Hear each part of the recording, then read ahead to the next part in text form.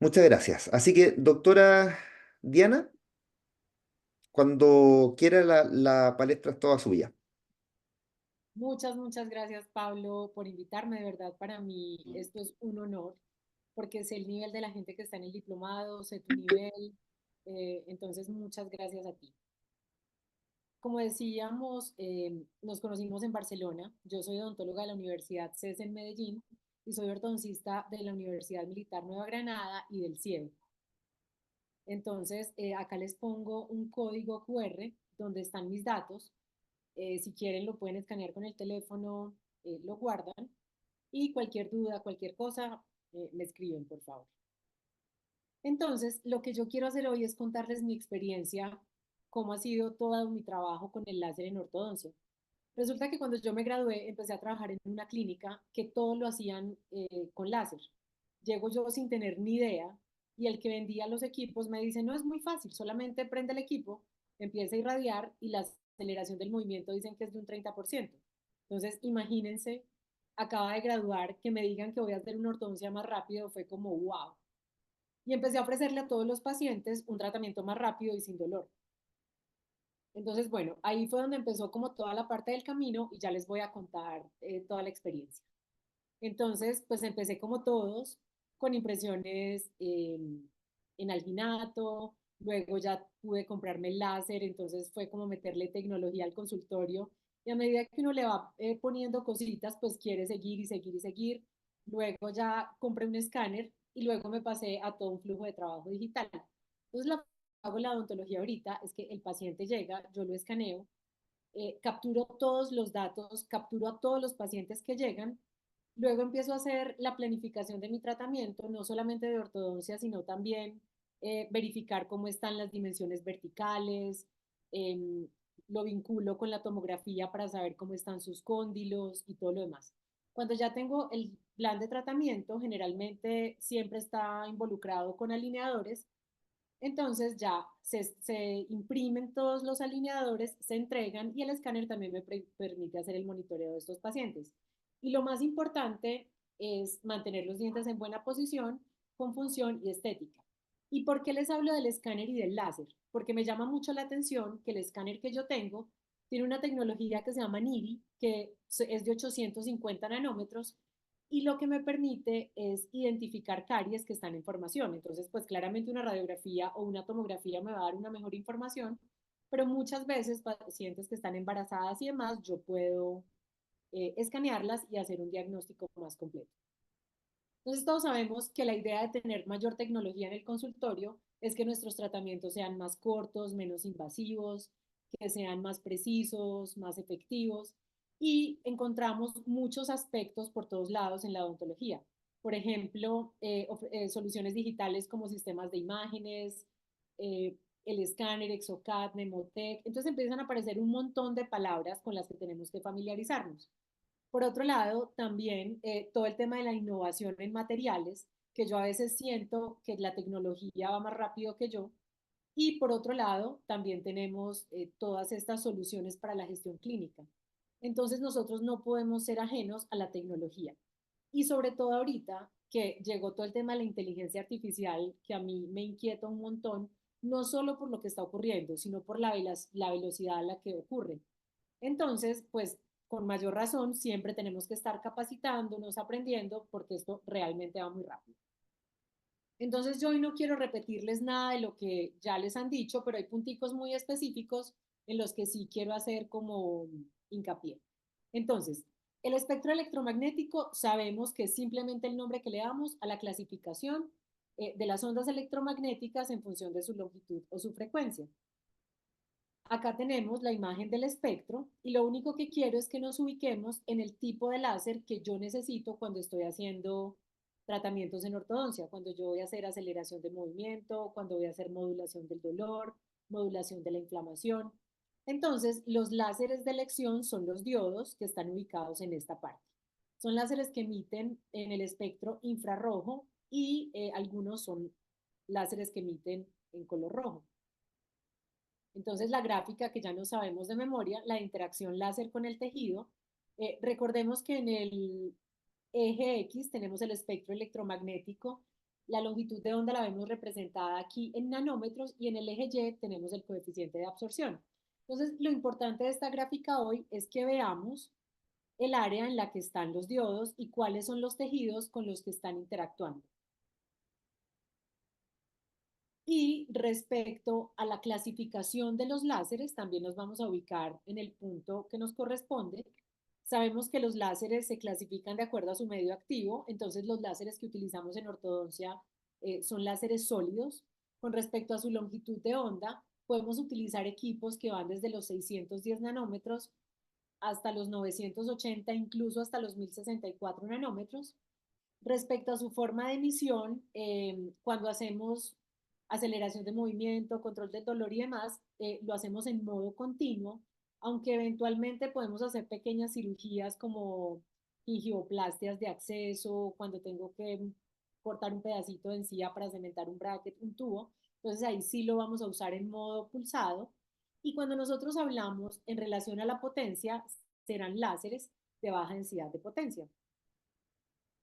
Entonces, las características de estos equipos es que eh, con estos láseres de baja densidad de potencia lo que logramos es tener una acción bioestimulante, analgésica y antiinflamatoria. En el momento que yo empiezo a irradiar, este láser se va a absorber en los tejidos, es captado por la mitocondria y me va a generar una mayor producción de ATP. Recordemos que el punto donde se capta en la mitocondria es la citocromosioxidasa. Entonces, esto se traduce en que la célula va a tener mucha más energía y va a cumplir mejor sus funciones.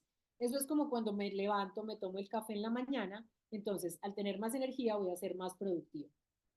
Estos láseres se deben utilizar con potencias muy bajitas para poder tener efectos fotoquímicos.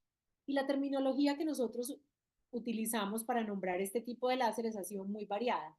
Unas palabras ya no son correctamente utilizadas, pero es importante que sepamos que estos equipos antes se conocían como láseres blandos, soft láser, mid láser, láser frío, láser atérmico, y estos nombres en realidad hacían referencia a las principales características del equipo. Incluso se han empleado otros términos como por ejemplo el láser médico, láser terapéutico, y esto lo hacían con el fin de distinguirlos del láser quirúrgico. No sé si de pronto tengan alguna pregunta. A mí me gustaría que hicieran como aportes durante la presentación porque es que esto sin ver personas es muy difícil. Así que si alguna pregunta en cualquier momento pueden hacerla, pueden interrumpir, levantar la mano sin problema. Entonces, en este punto ya tenemos absolutamente claro que la luz es una forma de energía que es capaz de provocar cambios en los cuerpos. Entonces, los pacientes de ortodoncia en este momento, a mi consulta llegan pacientes como entre 15 y 35, 37 años. Y cuando ellos llegan, ya todos se sienten supremamente ancianos para tener brackets o para tener un tratamiento de ortodoncia. Y ellos llegan pidiendo dientes alineados, quieren el mínimo esfuerzo, entonces no le puedes pedir que utilicen elásticos, que utilicen nada. Quieren que sea invisible, que sea muy rápido y que además no genere dolor. Entonces, el ortodoncista exitoso es quien le proporciona los mejores resultados estéticos, faciales, oclusales, sin afectar los resultados del tratamiento, pero esto además hay que hacerlo en poco tiempo.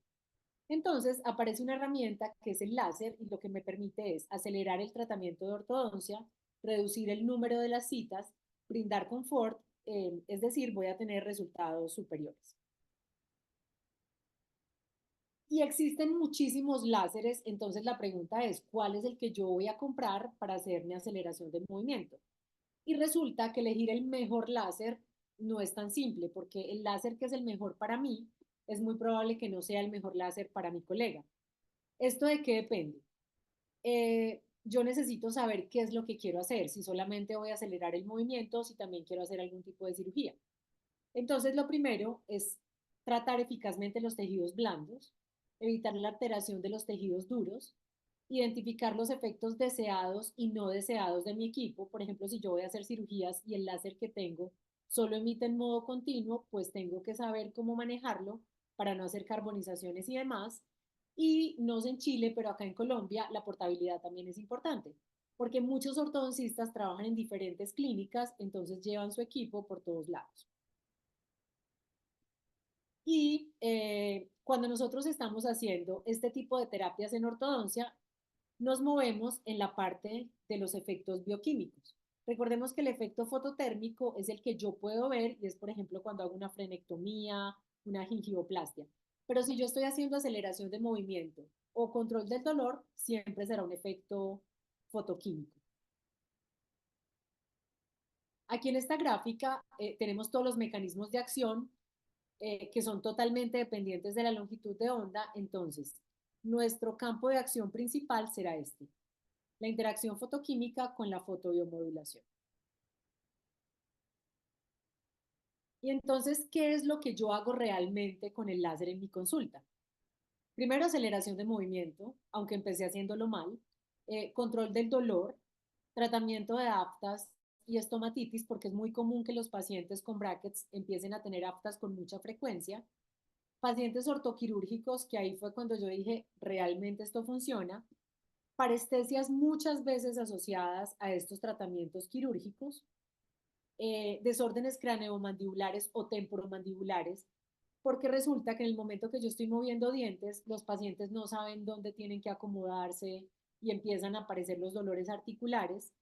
También muchas veces ya llegan con retracciones importantes y tengo que hacer manejo de hiperestesias dentinales. Y el tratamiento de reabsorciones radiculares lo pongo entre comillas porque yo no lo hago, pero están muy asociados a los movimientos de ortodoncia. Las cirugías orales menores, como las gingivectomías de acceso, operculectomías, frenillectomías y recontorneados gingivales cuando ya terminamos la ortodoncia. Entonces veamos cuál es el estado del arte y qué es lo que nos dice la evidencia científica respecto al manejo de la ortodoncia asistida por láser. Y aquí quiero que veamos este artículo, es del Journal de la World Federation of Orthodontists, y ellos nos presentan una actualización en la mecanobiología del movimiento dental.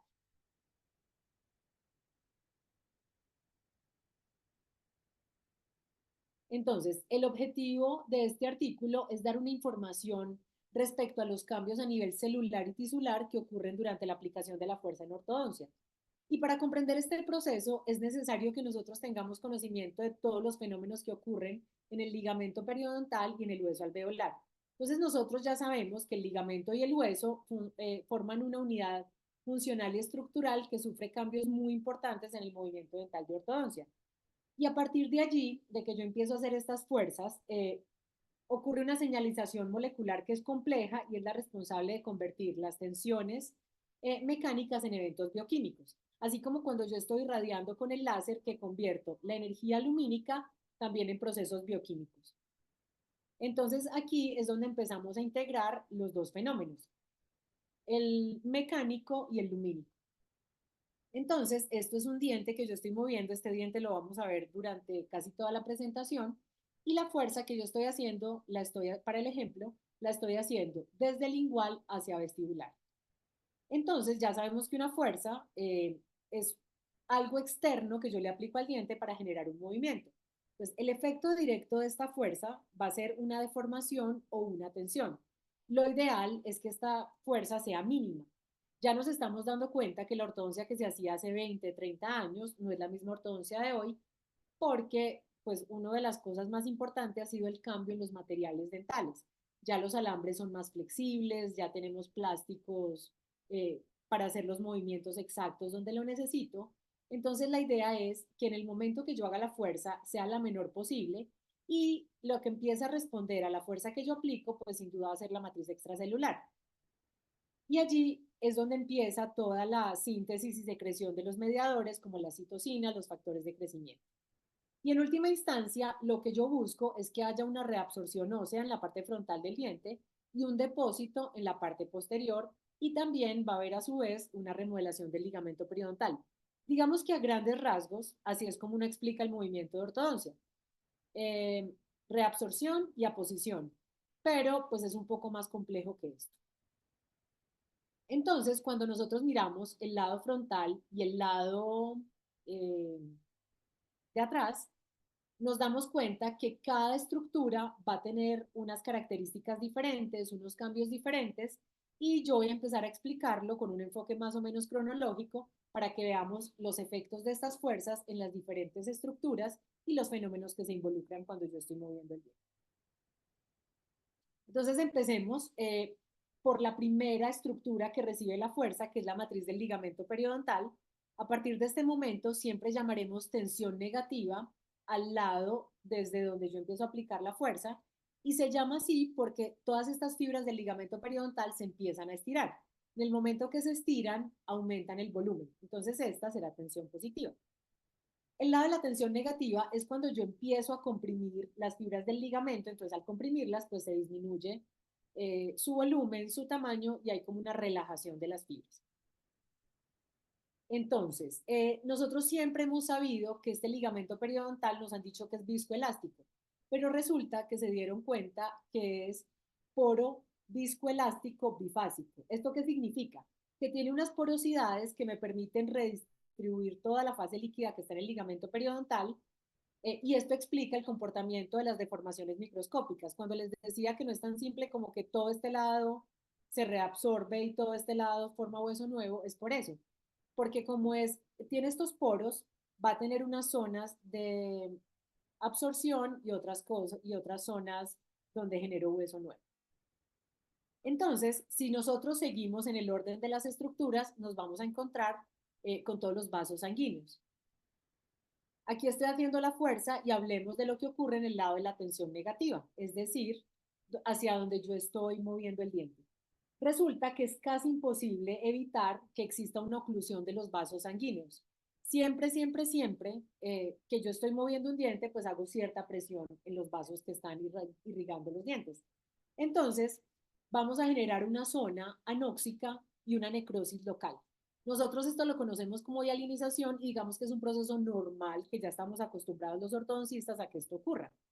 Pero la hialinización retrasa el movimiento de ortodoncia. Por eso es que yo, aunque quiera que el tratamiento sea más rápido y empiece a ver al paciente cada 8 días, no lo puedo hacer.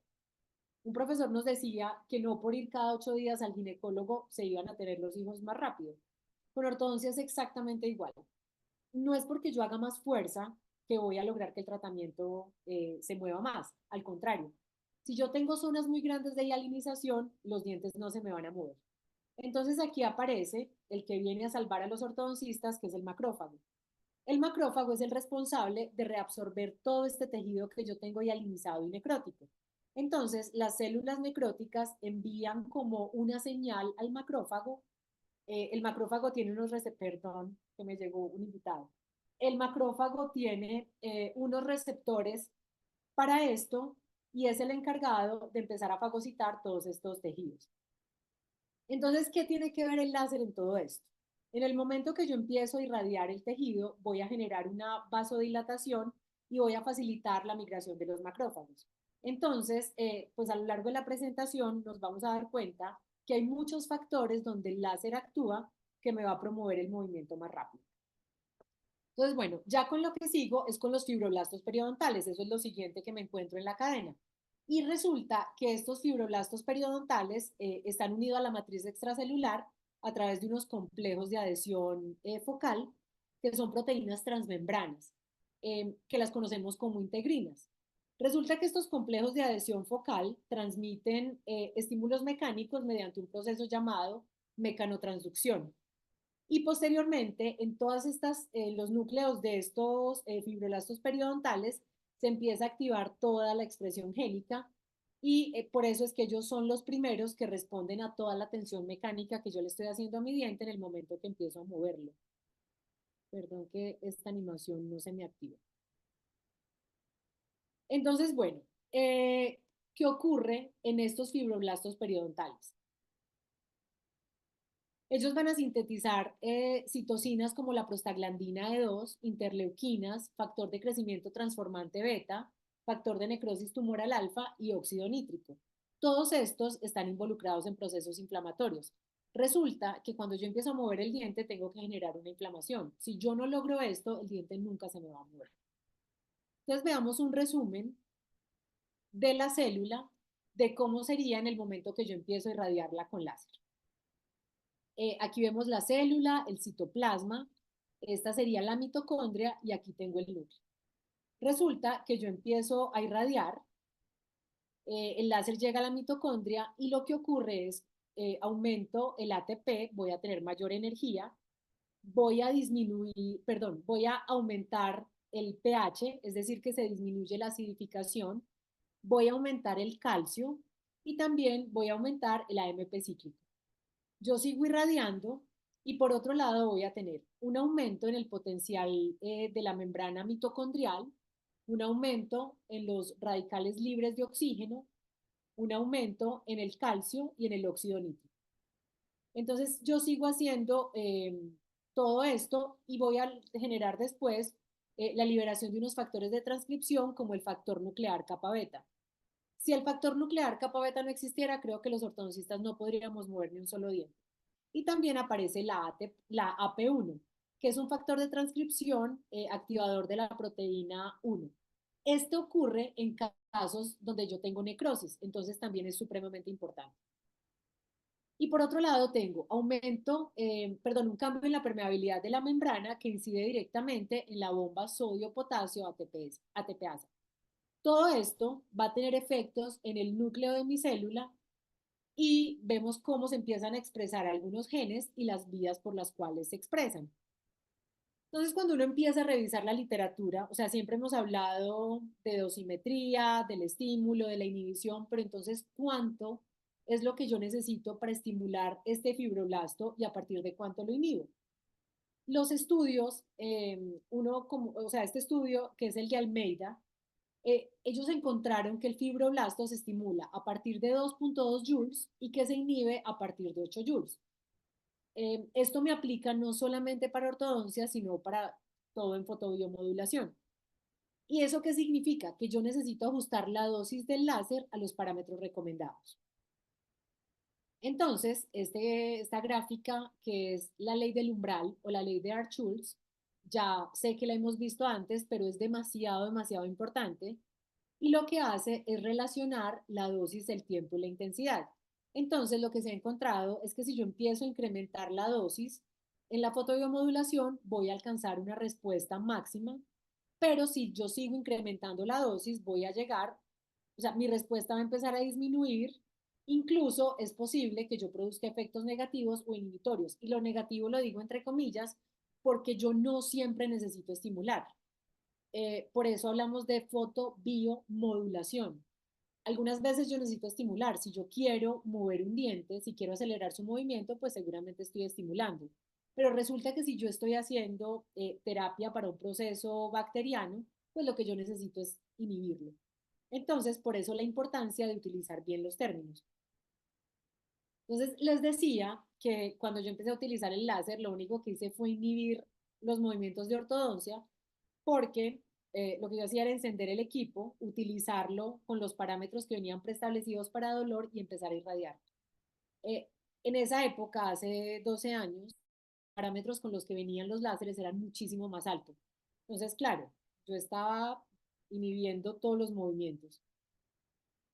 Bueno, si nosotros seguimos, lo que nos vamos a encontrar después serán los tejidos neurales. Entonces ya dijimos que las fuerzas de ortodoncia cambian la vascularización, el flujo sanguíneo, pero también me van a cambiar los componentes del tejido neural en el ligamento periodontal. Estas terminaciones nerviosas que nosotros tenemos en el ligamento periodontal tienen mecanorreceptores y nociceptores, que son demasiado importantes.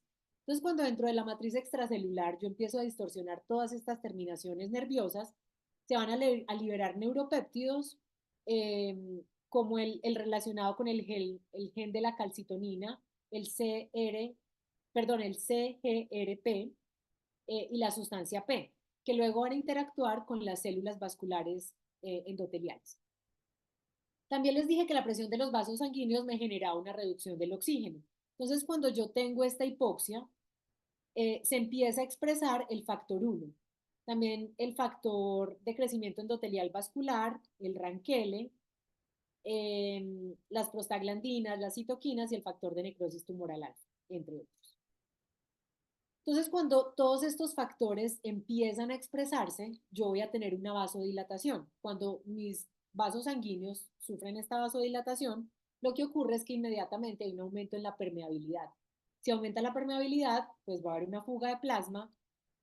Es decir, que en este momento yo ya tengo una inflamación aguda en el ligamento periodontal. Entonces yo estoy por aquí con mi inflamación, sigo aplicando la fuerza y cuando nosotros dividimos nuevamente el diente en las dos partes que estamos tratando, vemos cómo en esta parte posterior que tengo la presión positiva, se aumenta la expresión del neuropéptido CGRP, con su efecto vasodilatador, con la migración de leucocitos, pero lo que es más importante para mí en este momento es que voy a tener un estímulo de los odontoblastos y una inhibición de los odontoclastos.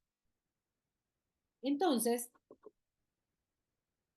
mm, miremos ahora, ya vimos todas las estructuras, pero ahora enfoquémonos en todas las células de la matriz ósea. Esto es muy importante no solo para los ortodoncistas, sino con todas las especialidades que tenemos algo que ver con el hueso. Entonces, es el sistema RANK, RANKL o PG. El RANKL es el que vemos por acá con verde y es el ligando del receptor activador del factor nuclear kappa beta y su función es activar los osteoclastos. Recordemos que el osteoclasto es el que se encarga de la reabsorción ósea.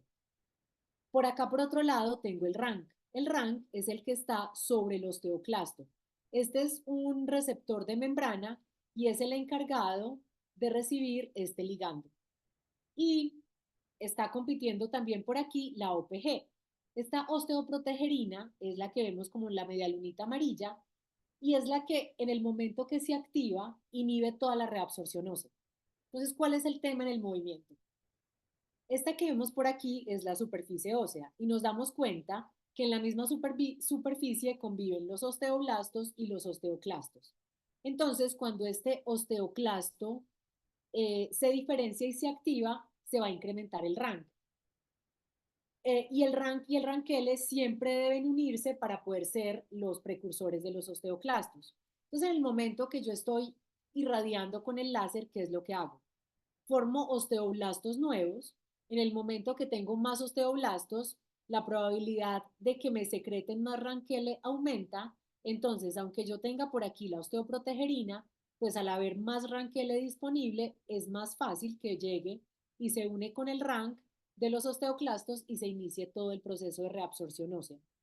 Se han hecho muchos estudios y se han dado cuenta que en el momento que nosotros irradiamos con láser, todo este ranquele aumenta la concentración en el fluido crevicular.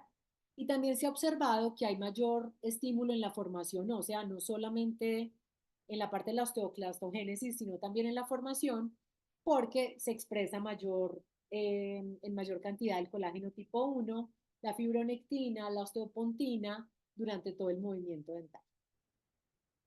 Entonces, veamos el lado de la tensión negativa, es decir, hacia donde yo estoy haciendo presión. Y ahora concentrémonos solo en los osteoblastos. En este lado de la tensión voy a tener el ligamento periodontal y los canalículos óseos. Entonces ya habíamos dicho que tengo una necrosis asociada a esta fuerza que yo le hice, a esta oclusión de los vasos sanguíneos. Entonces, en primer lugar, se estimula una apoptosis temporal de los osteoblastos.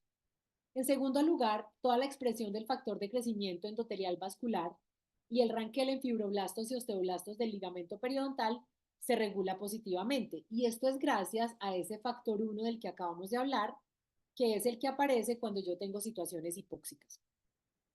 Luego, en tercer lugar, esta situación que yo tengo de hipoxia hace que me aumente la ciclooxigenasa 2. Entonces, cuando ocurre esto, voy a tener una mayor síntesis de prostaglandinas, como por ejemplo la prostaglandina E2. Y esta prostaglandina lo que hace es estimular la diferenciación de los osteoblastos, del factor estimulante de las colonias de macrófagos y del ranquel. Es decir, de este lado yo estoy estimulando, de este lado de acá, estoy estimulando todo lo que me produce reabsorción ósea. Y también es importante porque tengo una inhibición de la expresión de la osteoprotegerina. Entonces, al no tener osteoprotegerina, es más fácil que este ranquele se una al rank y empiece a hacer la reabsorción ósea. Mientras que si nosotros miramos el lado de la tensión, lo que tenemos es que va a haber un estímulo de las proteínas estructurales óseas, como el colágeno tipo 1, la cialoproteína ósea, la osteocalcina, la osteopontina. Y ocurre una mayor acción de la interleuquina 10 que me va a estimular la síntesis del OPG. Aquí sí es importante tener más OPG para poder hacer la reabsorción ósea y vemos que al contrario del anterior se inhibe la síntesis del ranquel. Y otra célula que es supremamente importante son los osteocitos. Los osteocitos, ¿por qué son importantes? Porque me van a actuar como unos mecanosensores y como transductores que son supremamente sensibles a la modulación del flujo del líquido dentro de estos canalículos. Entonces existen muchas teorías acerca de la tensión de los fluidos y ya sabemos que cuando este fluido, su tensión es de baja magnitud, va a ser mucho más eficaz para inducir reacciones bioquímicas en los osteocitos que cuando yo tengo una compresión hidrostática. ¿Y por qué es importante? O sea, cada vez mientras más estudios y pues más investigación, nos damos cuenta que lo ideal en los movimientos de ortodoncia es que las fuerzas sean muy bajas. Y ahora veamos qué ocurre con los osteoclastos. Entonces, entre este osteoclasto y el hueso alveolar tenemos unas lagunas. Estas se conocen como lagunas de Hauschildt. Y en esta laguna lo que ocurre es que el pH empieza a disminuir porque yo tengo secreción de iones positivos, tengo enzimas proteolíticas que me van a degradar toda esta matriz extracelular del ligamento periodontal y la matriz orgánica del hueso alveolar. Entonces, en el momento que yo estoy aplicando esta fuerza midiente y adicionalmente hago fotobiomodulación, voy a tener un efecto en tres frentes principales, que ellos son la inflamación, el dolor y la cicatrización. Entonces, la inflamación, ¿por qué? Porque me va a liberar todos estos mediadores, así como la histamina y la serotonina. En el caso del dolor, yo logro modularlo porque aumento los canales de calcio y el AMP cíclico. También tengo una inhibición de la transmisión del impulso nervioso nociceptor. Y en el caso de la cicatrización, porque estamos haciendo que se active el factor de crecimiento beta y también tenemos un efecto en los mediadores de la oxidación. Entonces, esta gráfica es como el resumen y quisiera que le hicieran foto mental, porque ahorita cuando empecemos a ver cada proceso, yo les voy a señalar cuál es el que está involucrado en, cierto, en, en cierta acción específica. Entonces, cuando empezamos a hablar de la inflamación, nos damos cuenta que hay una activación de la citocromoseoxidasa, hay una producción de los radicales libres de oxígeno, vamos a tener cambios en la membrana celular, en el gradiente de protones, cambios de iones de sodio, de calcio y de potasio, aumento en el ATP, vasodilatación, síntesis de prostaglandinas, de interleuquinas, aumenta la actividad leucocitaria, aumenta la respuesta linfocitaria, tenemos una regulación de la temperatura, hay angiogénesis, producción de SOD y disminución en la proteína C reactiva y en la neopterina. Entonces, este caso clínico lo vamos a ver más adelante. Es una paciente de una cirugía ortognática y aquí vemos cómo estaba después de la cuarta aplicación del láser. Y esta es la imagen de la cascada de la inflamación. Nosotros siempre nos estamos quejando de la inflamación, pero es un proceso supremamente importante y fundamental en todo lo que nosotros hacemos. Cuando nosotros activamos toda esta cascada es porque nuestras células inmunitarias empiezan a atacar virus, bacterias y adicionalmente se inicia todo el proceso de reparación. Entonces nosotros en la actualidad tenemos dos vías. Una es tomar un antiinflamatorio y la otra es irradiar al paciente con láser. Pero ¿qué ocurre? En el momento que el paciente se toma el antiinflamatorio, si es un paciente, por ejemplo, de ortodoncia, yo voy a bloquear inmediatamente toda esta cascada de la inflamación. Entonces, no voy a permitir que actúen todas las moléculas que yo necesito en la reparación. Y el ejemplo más concreto es, como les decía, cuando el paciente se toma el Motrin, se le pasa el dolor, pero sus dientes van a disminuir la tasa de movimiento. Mientras que si yo lo que hago es irradiar al paciente con láser, lo que hago es que estas células migren con mayor rapidez y voy a tener una respuesta más rápida, evitando que el paciente llegue a la pérdida de función, que tenga mucho dolor, que tenga mucho edema o enrojecimiento, que son como las manifestaciones clásicas de la inflamación. Entonces, en el caso del dolor, nosotros logramos controlar el dolor por diversas vías. Una es por el aumento de las beta-endorfinas. Entonces, las endorfinas son opiáceos naturales, es decir, causan un placer y un aumento en el umbral del dolor. Entonces, estas endorfinas empiezan a liberarse, llegan al torrente sanguíneo, se empiezan a repartir por todo el cuerpo, especialmente eh, en el cerebro, y todo esto se va a traducir en un efecto analgésico.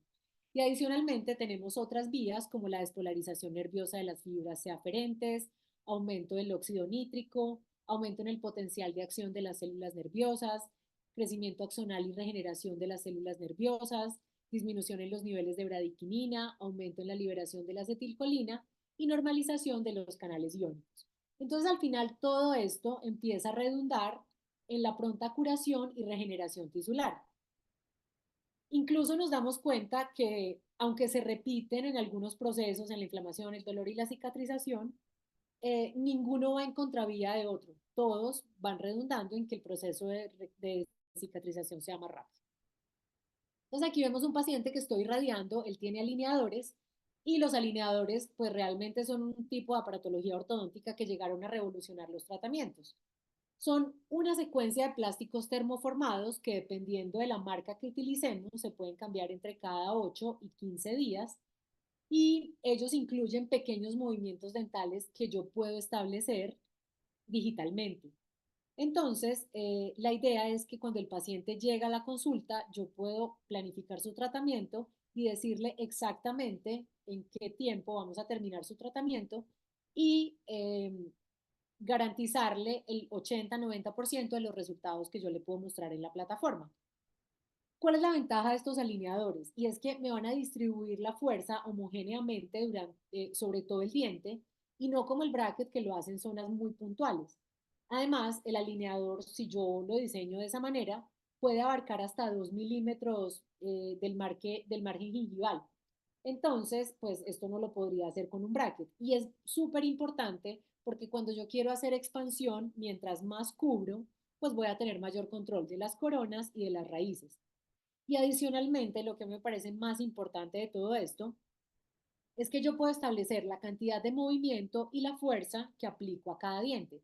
Lo normal es que en cada alineador yo pueda mover hasta 0.25 milímetros por diente, pero resulta que si es un diente con un ligamento periodontal disminuido, perdón, con un periodonto disminuido, porque tiene pérdida ósea o lo que sea, yo puedo pedir que a ese diente me le hagan la mitad del movimiento. Entonces, pues me va a ayudar a que sea mucho más seguro el tratamiento. Incluso pacientes con reabsorciones radiculares severas que están en trauma, pues si yo no le hago la ortodoncia, va a perder los dientes, pero si le hago la ortodoncia con brackets, también va a perder los dientes. Entonces, por eso, pues es una alternativa muy valiosa. Y en el caso de la cicatrización, lo que tenemos es que se promueve la infiltración de los leucocitos, aumento la actividad de los macrófagos, la neovascularización, la proliferación de fibroblastos, la proliferación de queratinocitos, voy a tener una epitelialización más temprana, también voy a tener aumento en la proliferación y diferenciación celular, en los factores de crecimiento, y voy a aumentar la resistencia a la tensión de la herida cuando ya se está curando. Entonces, este es un paciente, tuvo un accidente en una bicicleta, él le acababan de cementar los brackets en el momento del accidente, afortunadamente, porque si no hubiera perdido sus dientes, él tuvo dos avulsiones y los estudios demuestran que la fotobiomodulación en estos pacientes va a tener ventajas en todas las áreas. Primero que todo, voy a tener un proceso importante de regeneración de los tejidos porque estoy activando todos los fibroblastos, los macrófagos, los linfocitos, entre todos los otros procesos celulares. Voy a disminuir la inflamación y esto también hace que el paciente tenga una menor percepción del dolor porque estoy modificando también el estímulo eh, del impulso nervioso y en estos temas donde hay algunas fracturas del alvéolo y demás, estoy estimulando el sistema RANKL y voy a mejorar desde el principio la regeneración ósea. Entonces, ya habíamos visto que la aplicación de esta fuerza de ortodoncia está en estos frentes, que son los vasos sanguíneos, los tejidos no mineralizados, los tejidos mineralizados y el sistema nervioso. ¿Qué ocurre cuando yo estoy haciendo la fotobiomodulación en este vaso sanguíneo? Pues resulta que estas células endoteliales, que son las que me recubren el vaso sanguíneo, inmediatamente se activan, se produce la vasodilatación y voy a tener angiogénesis y la reorganización de los tejidos. Y esto es absolutamente bueno para poder acelerar el movimiento de ortodoncia. Entonces, en el cuadrito que les dije que hicieran foto mental, tenemos vasodilatación y angiogénesis. Así que me funciona muy bien en esa área. En el caso de los tejidos no mineralizados, es decir, los fibroblastos y el colágeno, y en la degradación y proliferación de algunas células, también voy a tener efectos, porque aumento la actividad de macrófagos, la neovascularización, la proliferación de fibroblastos, la proliferación y diferenciación celular y los factores de crecimiento. O sea, punto positivo para el láser. Y hay muchos estudios, por ejemplo donde el objetivo fue analizar el efecto del láser de diodo de 940 nanómetros en la expresión génica de diferentes marcadores implicados en el crecimiento, la diferenciación y la migración de fibroblastos. Lo que ellos hicieron fue mirar cómo se expresaba el factor de crecimiento del tejido conectivo, el factor de crecimiento vascular endotelial, el factor de crecimiento transformante beta 1, los receptores TGF beta, y esto fue lo que encontraron. Ellos utilizaron un láser, como les decía, 940 nanómetros, a 0.5 vatios, aplicaron 4 joules por centímetro cuadrado y lo hicieron en dos momentos, T1, primera dosis, T2, la segunda dosis. Y ellos observaron un aumento significativo en la expresión del factor de crecimiento transformante beta y en el TGF beta. ¿Y ellos qué concluyen? Que estos cambios que encontraron explican el efecto bioestimulador debido al aumento de la proliferación a corto plazo y en el largo plazo la diferenciación a mioblastos. Y adicionalmente respaldan todo el potencial terapéutico del láser de diodo para reparar las heridas. En el caso de los tejidos mineralizados, es decir, los osteoblastos, los osteoclastos, los osteocitos y los procesos de reabsorción y aposición ósea, encontramos estudios como este fue un estudio que se hizo in vitro, donde ellos irradiaron fibroblastos.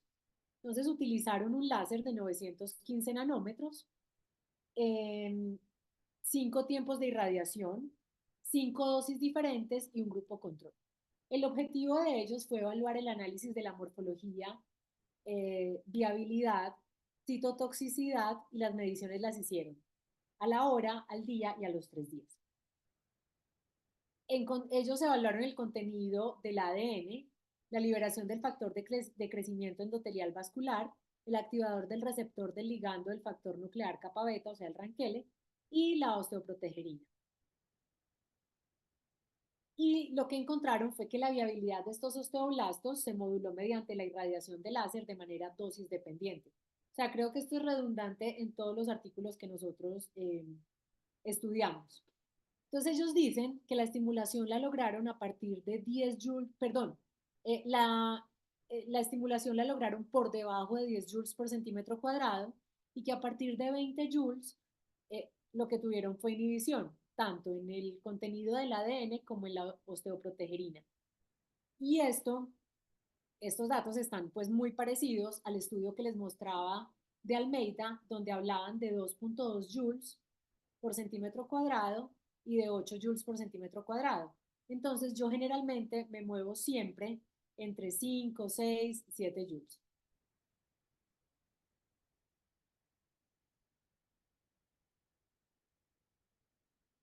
Cuando nosotros empezamos a mirar qué ocurre con el RANKL y la OPG, encontramos estudios como donde su objetivo es evaluar la eficacia de la terapia de láser en el movimiento de los dientes, en el Rankele, en la osteoprotegerina y en la relación Rankele-OPG.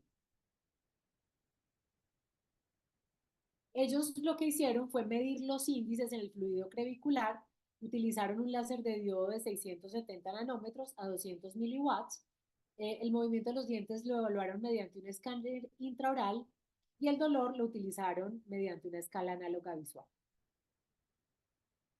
Y ellos encontraron que los pacientes reportaban menos dolor en el lado irradiado y encontraron niveles aumentados del Rankele en el fluido crevicular y en la relación Rankele-OPG. Y esto lo hacían cuando lo comparaban con pacientes con tratamiento convencional sin ser irradiados con láser. No sé si de pronto en este punto tengan alguna pregunta, si hasta acá todo esté bien.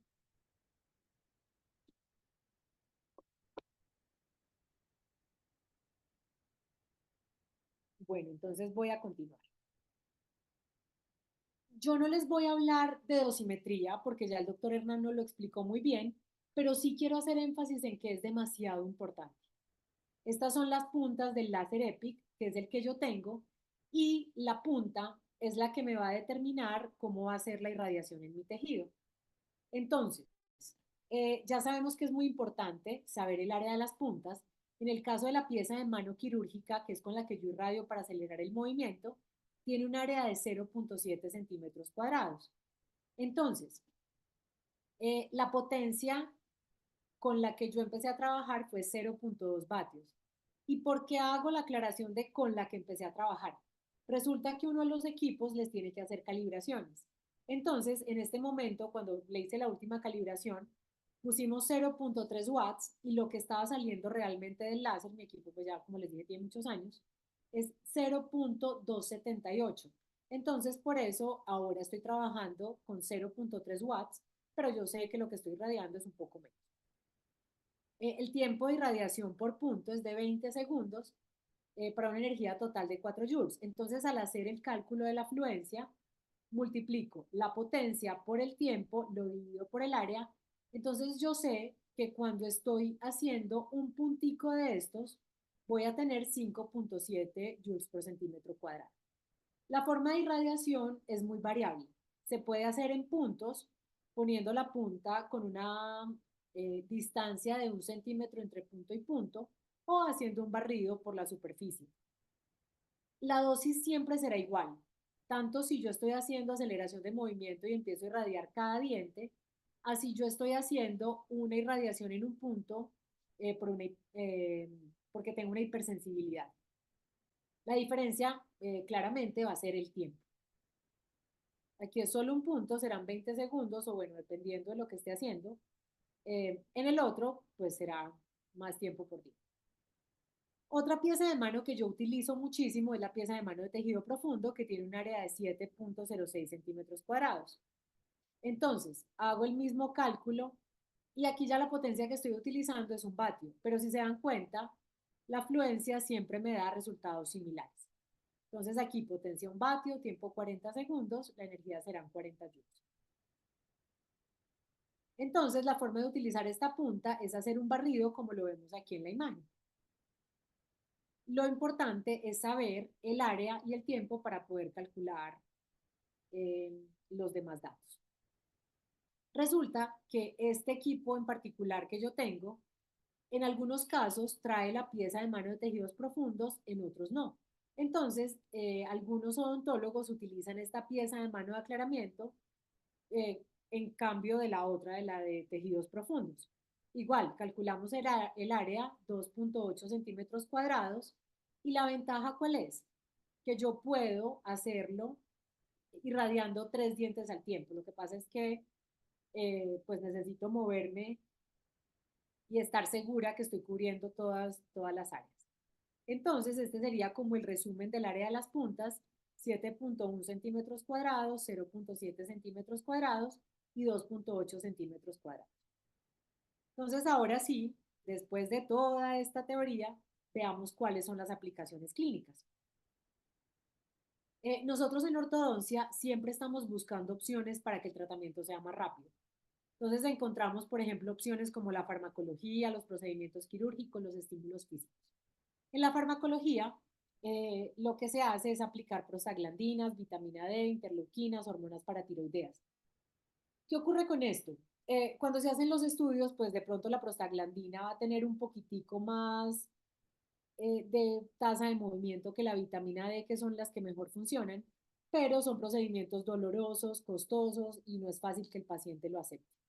En el caso de los procedimientos quirúrgicos, pues a algunos les toca aceptarlos sí o sí porque necesitan hacerse una cirugía ortognática. Pero hay otros procedimientos como la piezocisión, la corticotomía o las distracciones que pues el paciente no se las quiere hacer. Esto se hace desde la década de los 50 y lo que produce es un fenómeno de aceleración regional que conocemos como RAP y es la respuesta al estímulo nocivo que yo produje. Pero ¿qué ocurre con esto? Es un procedimiento invasivo, existe posibilidad de daños a estructuras adyacentes y también produce un dolor posoperatorio. Entonces, por estas razones, el paciente no lo va a aceptar. Y en el caso de los estímulos físicos, pues encontramos corrientes eléctricas, vibración, campos electromagnéticos. Pero pedirle a un paciente que utilice una corriente eléctrica o algo de vibración 20 minutos al día, pues lograr la adhesión a este tipo de tratamientos no es tan fácil. Entonces, por otro lado, nos queda el láser. Y con el láser vamos a satisfacer casi todas las quejas de mi paciente. Por un lado, voy a hacer que su tratamiento sea más rápido, que no le duela, y si es un paciente ortoquirúrgico, pues no se va a inflamar y su recuperación será mayor. Y entonces esto hace que el paciente acepte mucho más fácil el láser. Ya sabemos que es un método de fácil aplicación, no es doloroso, al contrario me va a disminuir el dolor, es seguro y tiene pocas contraindicaciones, pero voy a ser súper redundante con que es dosis dependiente. Entonces, cuando nosotros revisamos la evidencia científica, encontramos muchos artículos en la literatura que avalan el uso del láser y lo consideran como una alternativa segura y eficaz. Y este es el artículo de investigación de la maestría. Fue una revisión sistemática y el objetivo era establecer el rango de longitud de onda efectiva para acelerar el movimiento dental en ortodoncia. ¿Qué ocurre? Que casi todos los estudios eran realizados de unas formas difíciles de poderlas relacionar. Todos eran con protocolos diferentes, unos miraban el cierre del espacio después de una extracción, otros miraban el apiñamiento dental. Entonces, bueno, logramos saber cuál era el aumento en la velocidad del movimiento dental, que fue el 24%, pero pues sin duda se van a necesitar más estudios para establecer la dosimetría exacta durante la fotobiomodulación en ortodoncia. Y aquí hay un tema, pero pues es netamente personal, seguramente algunos de ustedes no estarán de acuerdo, y es que muchos estudios se hicieron en boca dividida. Pero ahorita vamos a ver un artículo de pacientes de cirugía ortognática donde irradian un lado para evaluar la mejora en la parestesia y el otro lado también mejora. Entonces, por eso yo no estoy como tan de acuerdo con este tipo de estudios, pero bueno, es lo que hay. Entonces, aquí vemos la forma en que irradio con el láser y este es el protocolo clínico que yo utilizo. Si quieren, le pueden tomar una foto para que lo tengan. Entonces, lo que les decía, la potencia en la que estoy ahorita es 0.3 vatios. El láser es de 940 nanómetros. Aplico 20 segundos por punto en modo continuo.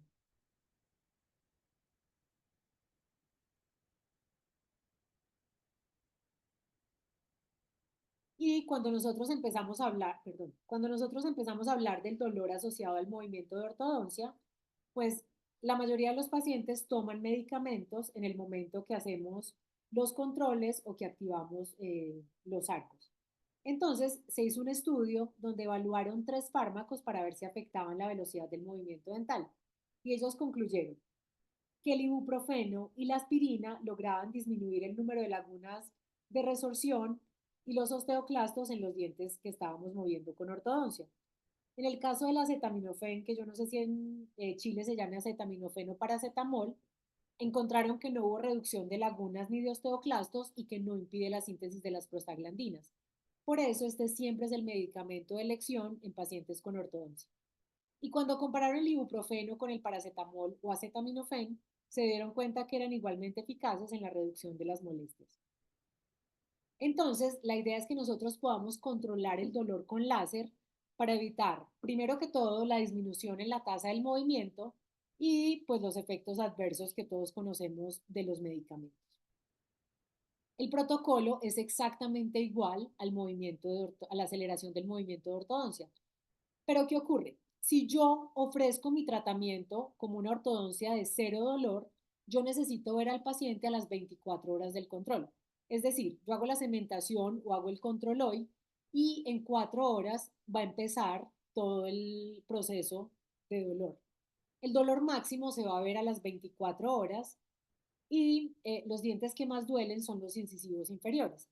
Entonces, si quiero garantizarle a mi paciente que no le va a doler nada, necesito verlo sí o sí a las 24 horas. Y la irradiación es exactamente igual, en puntos o en barriga. Y los pacientes ortoquirúrgicos, pues realmente aquí me di cuenta que sí funcionaba súper, súper bien. Entonces, hay estudios como este donde el objetivo es evaluar la eficacia de los protocolos de láser para disminuir la inflamación y el dolor después de una cirugía ortognática. Entonces, tomaron 10 pacientes a los que le hicieron la osteotomía Lefort 1 y le hicieron irradiación intraoral y extraoral unilateral después de la cirugía.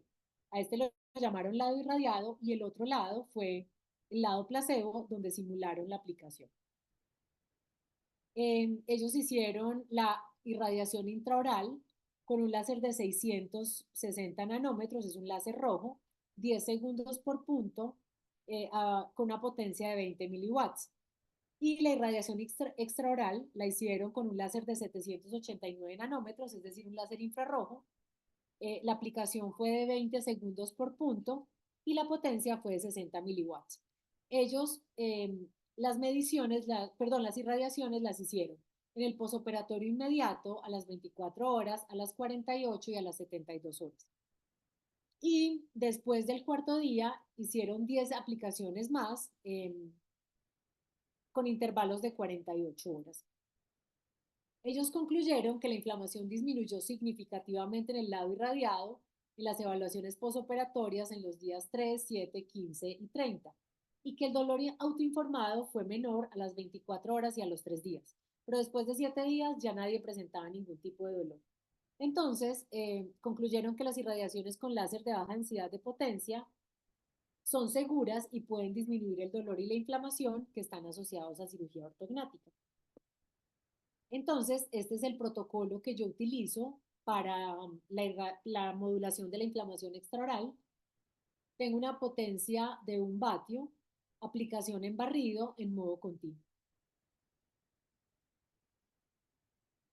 Y en el caso de la modulación de la inflamación intraoral, es el mismo de la aceleración del movimiento de ortodoncia. Realmente cuando yo modifico los tiempos solamente si al paciente no se le quita el dolor, pues le aumento, no sé, 10, 20 segundos máximo más y ahí tengo como mejorías en el resultado.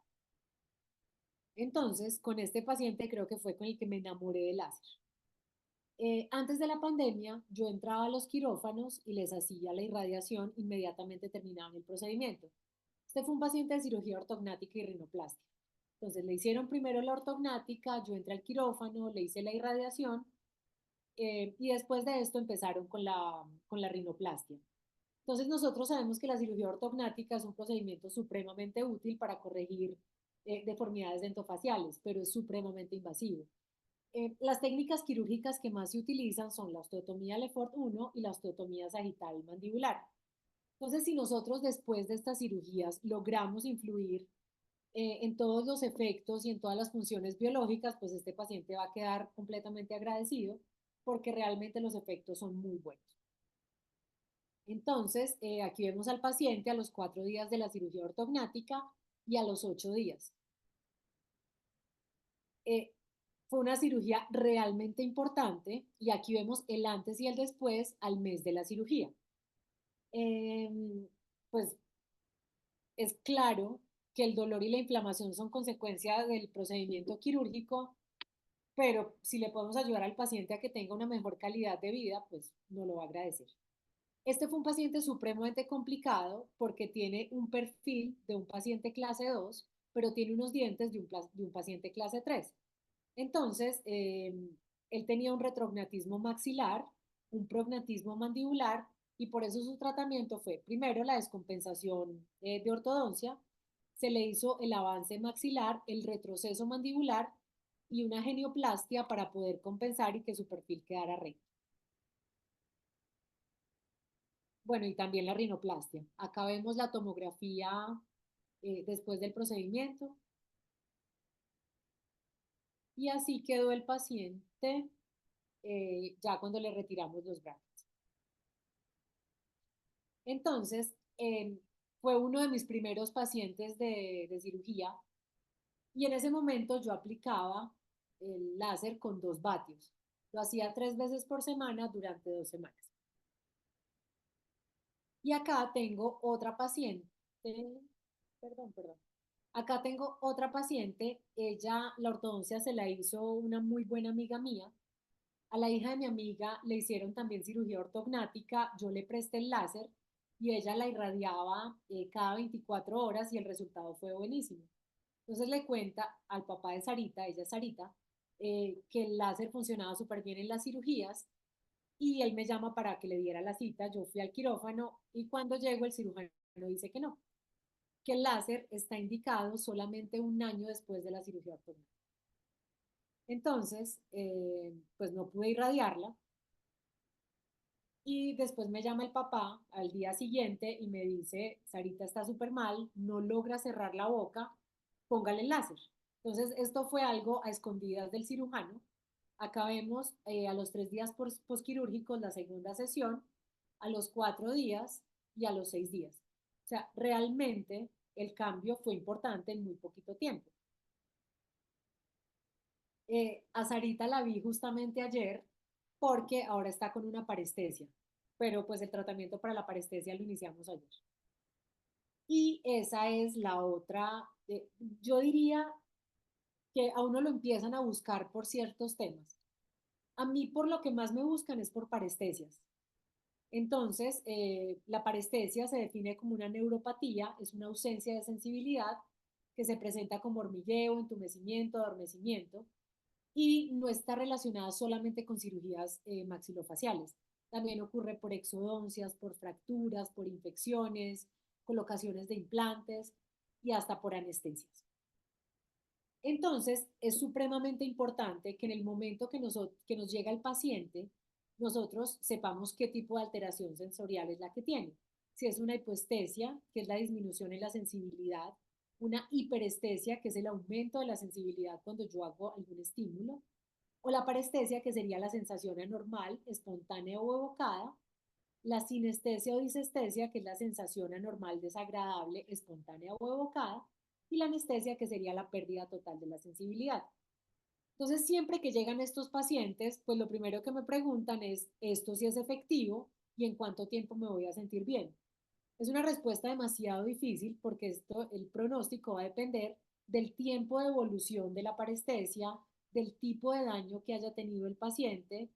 Entonces, tenemos, por ejemplo, la neuropraxia, cuando no hay degeneración axonal y el pronóstico va a ser muy bueno. La axonotmesis, que es cuando hay una degeneración axonal y el pronóstico será favorable. Y la neurotmesis, que es cuando tengo una separación neuronal. Entonces, aquí el pronóstico va a ser más pobre. Yo realmente hago otras cosas además del láser y siempre le ofrezco más posibilidades al paciente. Generalmente los mando con vitamina B1 y con fisioterapia, pero yo también soy odontóloga neurofocal, entonces les hago terapia neural. Y las opciones que tenemos son la microneurocirugía, los tratamientos farmacológicos, la acupuntura, la fisioterapia, los TENS y la fotobiomodulación con láser.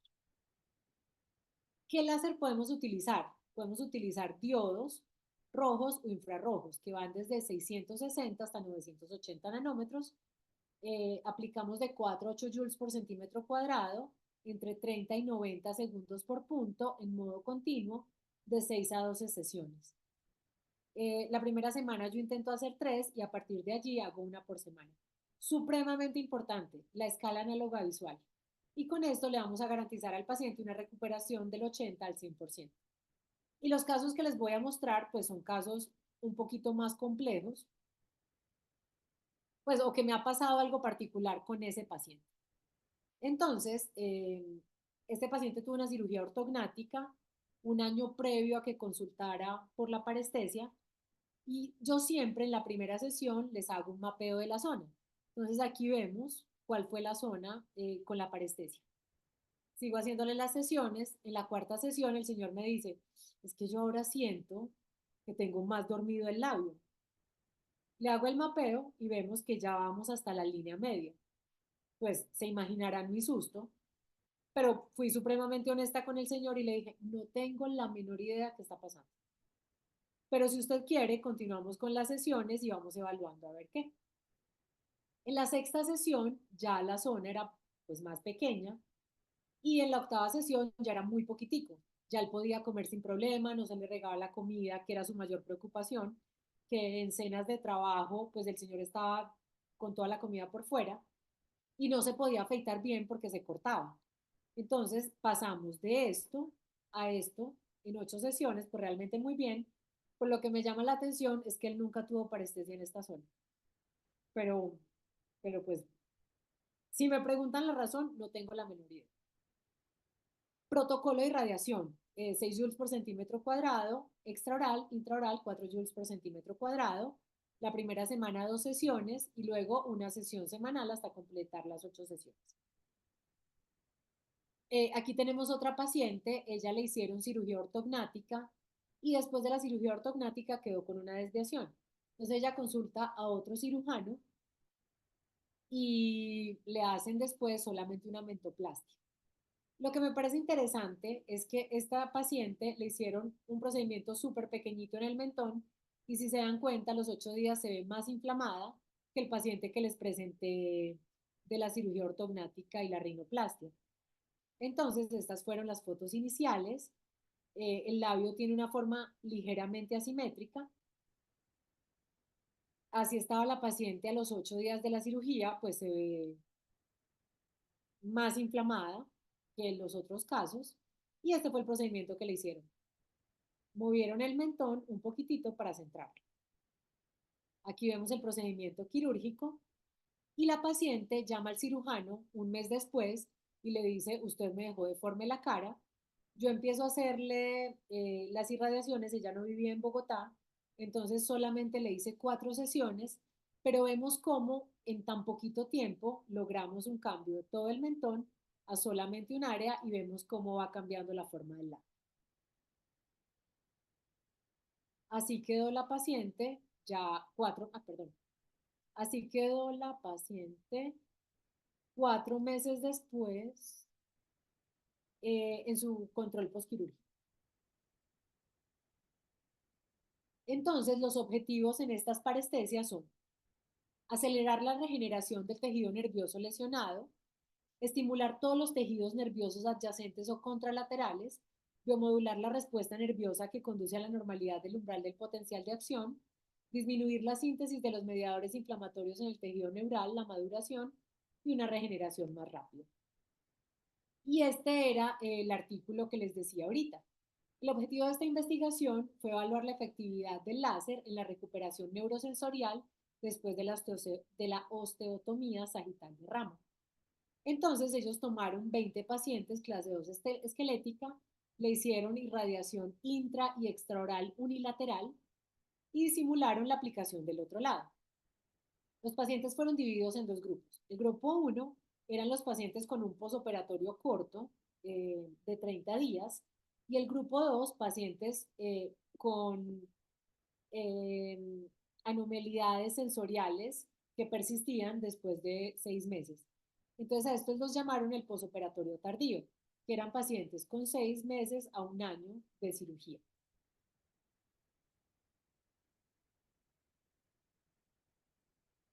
Ellos hicieron 5 sesiones, se tardaron entre 3 a 4 semanas para hacerlas. La irradiación extraoral la hicieron en la rama y en el cuerpo mandibular y en el nervio alveolar, y la irradiación intraoral en el agujero mentoniano.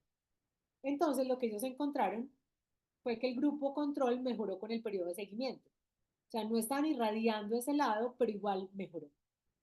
Y en el lado experimental hubo una significativa recuperación neurosensorial en el transcurso de las sesiones en ambos grupos. Y el grupo uno, que era el del posoperatorio temprano, tuvo mejores resultados. Lo que ellos concluyen es que el láser es eficaz en la recuperación de los trastornos neurosensoriales después de la cirugía ortognática durante el posoperatorio más corto, particularmente en la quinta sesión. Y aquí quiero decirles otra cosa. Yo generalmente esto, ¿cómo lo cobro? Cuando el paciente me dice que tiene una parestesia, yo le vendo un paquete de 8 sesiones, porque ellos no se dan cuenta del cambio, que es igual como cuando el pelo está creciendo. Yo no me doy cuenta cuánto creció cada día, sino que al mes me toca ir a cortarlo. Pasa exactamente igual.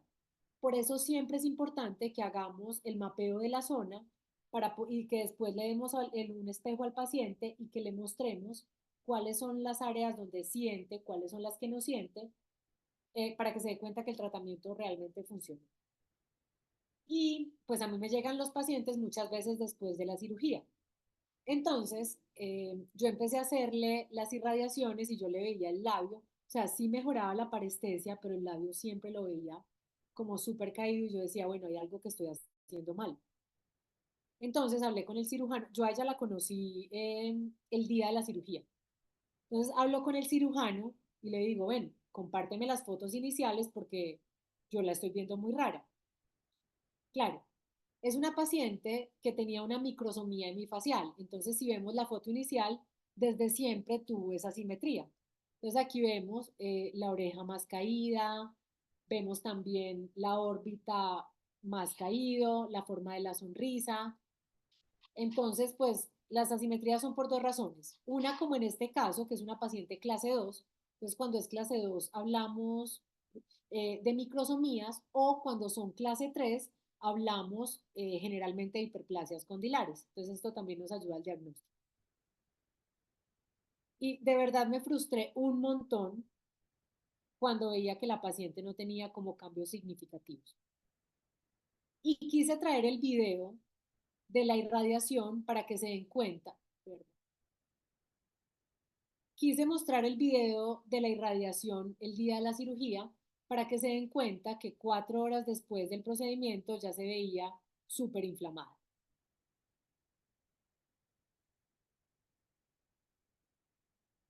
Entonces, el protocolo, aquí ya utilizaba un vatio, eh, la energía fueron 6 joules por centímetro cuadrado en la irradiación extraoral y en la irradiación intraoral 4 joules por centímetro cuadrado 2 o 3 veces por semana. Le pueden hacer foto al protocolo. Súper importante siempre, siempre, siempre el mapeo de la zona para poderle mostrar al paciente que realmente sí tuvimos cambio. Y el protocolo de la aplicación intraoral.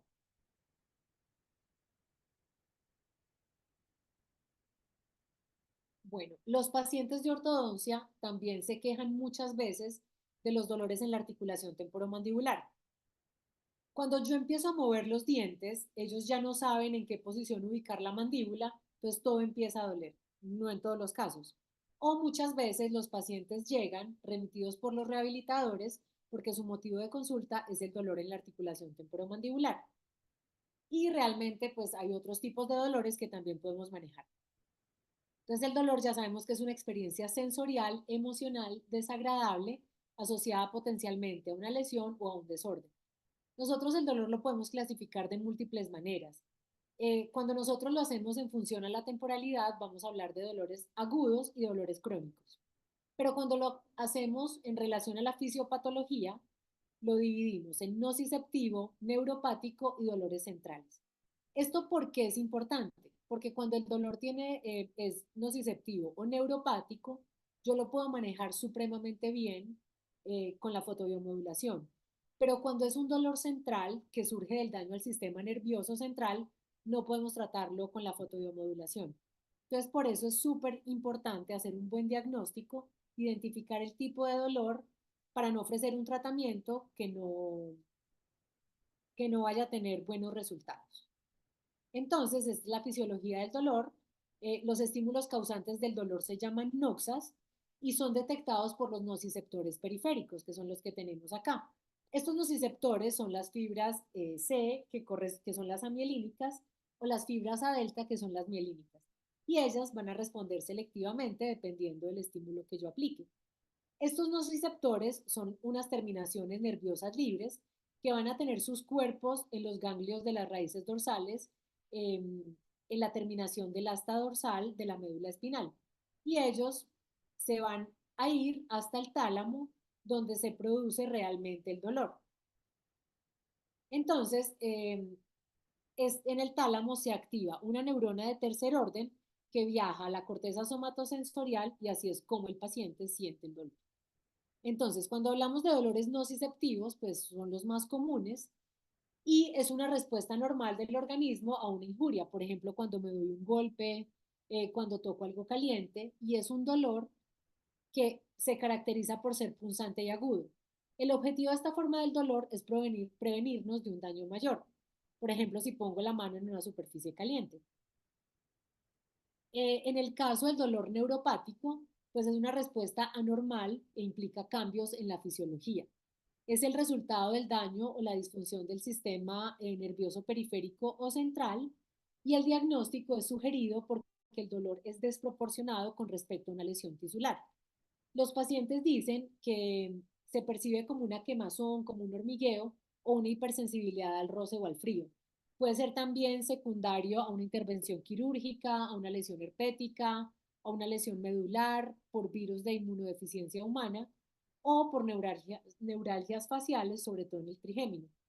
Entonces, a veces se presenta una hipersensibilidad al tacto que se denomina lodinia, incluso con un ligero toque o con el paso del viento, el paciente puede tener un dolor supremamente fuerte. Puede ser intenso y constante, pero hay muchos factores que van a influir en la percepción de este dolor. Por ejemplo, las experiencias previas que tiene el paciente, las diferencias culturales, el estado emocional, el estrés, la edad, el umbral del dolor y el género. Pero pues yo creo que si un paciente nos dice que le duele es porque realmente le duele, a pesar de que sea un tema psicológico o como queramos llamar.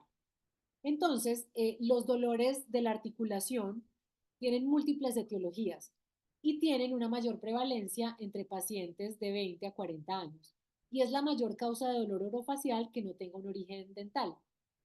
Afecta principalmente músculos maceteros, temporales, la articulación, va a producir ruidos, limitación en la apertura. También produce afecciones en los ligamentos, en la cápsula, incluso en los dientes y puede estar asociada a artrosis, a enfermedades degenerativas, a crepitaciones o daños. Es muy importante que nosotros tengamos una clasificación correcta. Entonces, por ejemplo, en el caso de los trastornos del disco, podemos encontrarnos desplazamientos anteriores con o sin reducción, con o sin limitación a la apertura bucal. Podemos encontrar también desviaciones, subluxaciones, luxaciones, desórdenes inflamatorios y no inflamatorios, anquilosis y también relacionados con traumas o con fracturas. Y también vamos a encontrar con muchísima frecuencia los trastornos musculares, como mialgias, dolores miofaciales, mioespasmos, miositis, contracturas y neoplasias. En este momento está muy de moda la ortodoncia postural, que lo que busca es mejorar la relación entre las vértebras y los huesos y los músculos de la cabeza y de la cara para disminuir este tipo de dolores. Entonces, ahora cuando hacemos los movimientos de ortodoncia, lo que buscamos es centrar la mandíbula y generar unos contactos protectores para evitar todo este tipo de dolor. Y aquí vemos un estudio que se hizo in vivo e in vitro, lo hicieron en ratas y en células para evaluar el efecto de dos tipos de láseres, uno de 800 nanómetros y otro de 970 nanómetros. En el cultivo celular, ellos utilizaron el láser de 800 y el de 970 nanómetros, mientras que en las ratas utilizaron solamente el láser de 970 nanómetros. Y ellos encontraron que el láser de 800 nanómetros se absorbía en la citocromosioxidasa aumentaban los radicales libres de oxígeno, pero disminuían los valores del ATP. Y con el de 970 nanómetros disminuían los canales de calcio. Y en el caso de las ratas, lo que ellos hicieron fue inyectar capsaicina, que eso es absolutamente doloroso, y generaron un dolor muy fuerte en ellos. Y los hallazgos demostraron que los efectos de la analgesia dependen principalmente de la longitud de onda que se utiliza y que la acción de las diferentes longitudes de onda van a tener también diferentes vías, pero que al final me van a hacer un buen control del dolor. Pero recomendaban que para manejo del dolor lo más adecuado era utilizar láseres de 940 a 980 nanómetros, mientras que los láseres de 800 a 810 nanómetros me funcionan mejor en el tema de cicatrización. Eso no significa que yo tenga que tener dos láseres. Por eso al principio les hablaba que, no, que el láser que es mejor para mi consulta no es necesariamente el mejor para la consulta de mi colega. Entonces, dependiendo de lo que yo haga, será la elección del equipo que tenga. Podemos hacer tratamiento con láseres desde 600 hasta 1000 nanómetros, con potencias desde 5 hasta 600 milivatios, como los diodos de aluminio, galio e indio, los de helio neón, los de arsenuro de galio y aluminio y los de arsenuro de galio. ¿Y cuáles son las ventajas que encontremos? Es fácilmente tolerado, no es invasivo, no es farmacológico. Estoy ahorrando tiempo para el paciente y el clínico porque la recuperación es muy rápida. Tengo un efecto rápido, yo diría inmediato después de la aplicación, y la penetración y la absorción de la luz en el tejido van a depender siempre de la longitud de onda del equipo. Entonces veamos este caso clínico. Ella es una paciente que tenía una apertura bucal limitada. El dolor en la escala análoga visual que reportaba era moderado. Los signos y los síntomas que tenía era chasquido en la apertura, dolor en el cierre, apertura limitada, contractura del músculo macetero derecho. Ella refería que no tenía bruxismo, presentaba cefaleas eventuales y el nivel de ansiedad y estrés era moderado. Entonces el diagnóstico fue un trastorno temporomandibular y mialgia. El protocolo utilizado fue con el láser de 940, la potencia 1 vatio, aplicación en barrido, 8 joules por centímetro cuadrado, en modo continuo.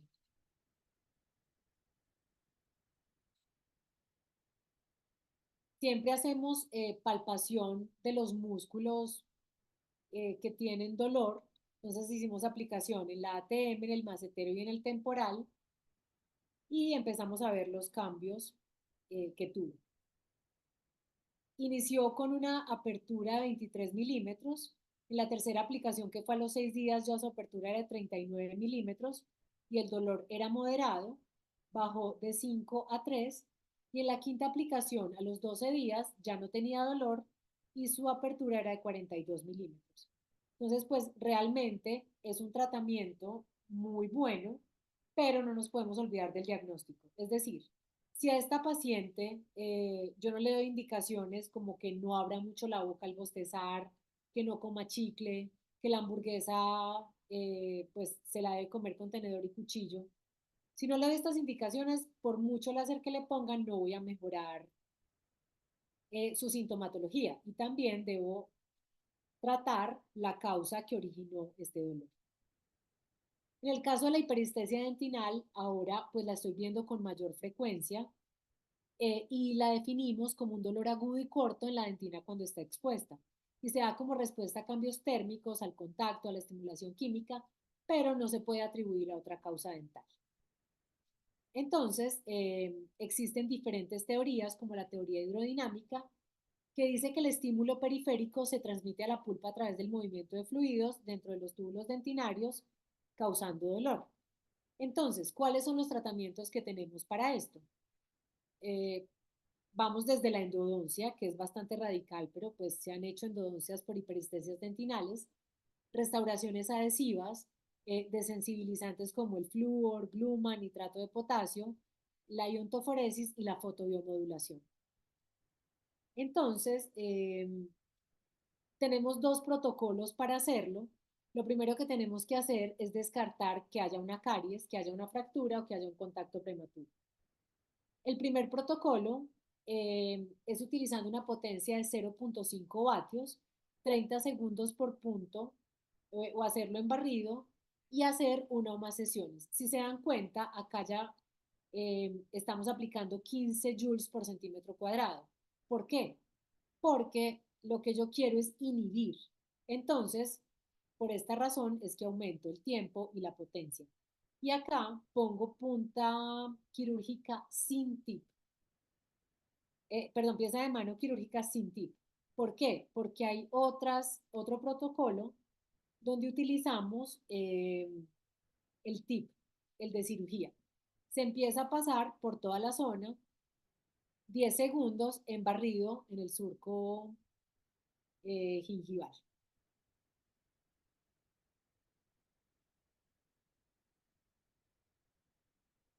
Entonces, el láser no me va a modificar los túbulos dentinales, lo que hace es incrementar el límite de la excitabilidad de las terminaciones nerviosas libres, causando un efecto analgésico, promueve la diferenciación de las células mesenquimales en odontoblastos, promueve la formación de la dentina reparativa, reduce la inflamación, podemos utilizar láseres de diodos rojos o infrarrojos y se puede combinar con flúor bioadhesivo o con resinas y vamos con fluencias de 3 a 10 joules por centímetro cuadrado.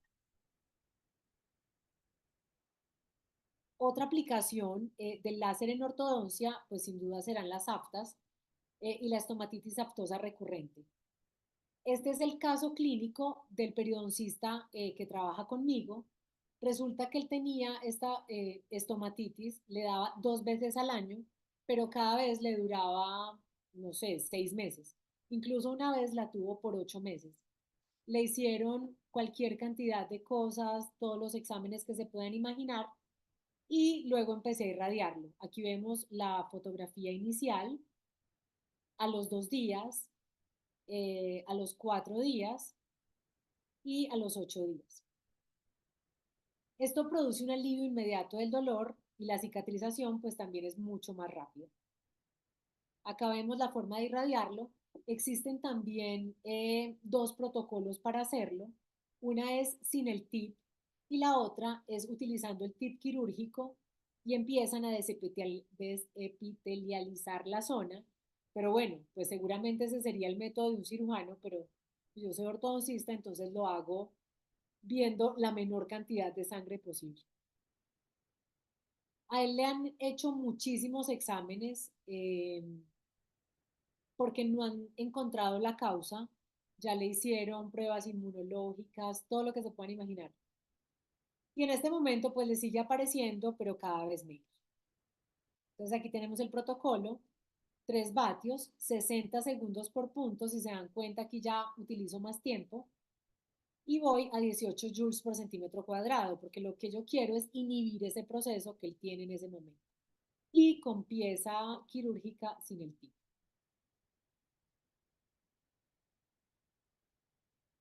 El protocolo 2, aquí hay un código QR de la casa comercial y ellos lo hacen con una potencia de 0,7 vatios, pero sí lo hacen con el tip quirúrgico, con el de 300 micras, y lo que hacen es pincelar el afta.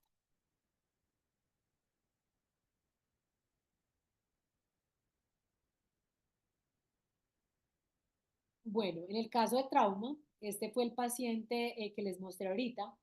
Como les decía, él estaba en tratamiento de ortodoncia y por tanto el reposicionamiento de los dientes en el alvéolo pues fue mucho más fácil porque se utilizaron los brackets y el arco.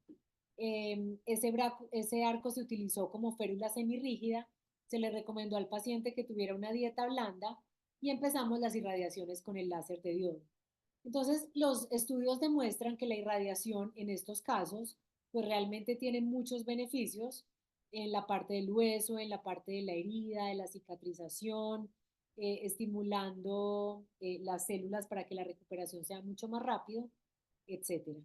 Entonces aquí vemos el antes y el después, antes de que le hicieran su resina, y aquí vemos las radiografías, en el momento que llega, en el momento de la reposición y después cuando le hacen la endodoncia. Entonces, lo que él tuvo fue una fractura coronal no complicada el 21, lo atendieron 5 horas después del accidente, lo primero que hicieron fue limpiar las heridas, reposicionar los dientes, hacer la comprobación radiográfica y la ferulización semirrígida con el arco inicial de ortodoncia. En estos casos, los dientes también se deben dejar en infraoclusión y por eso se hacen unos topes posteriores.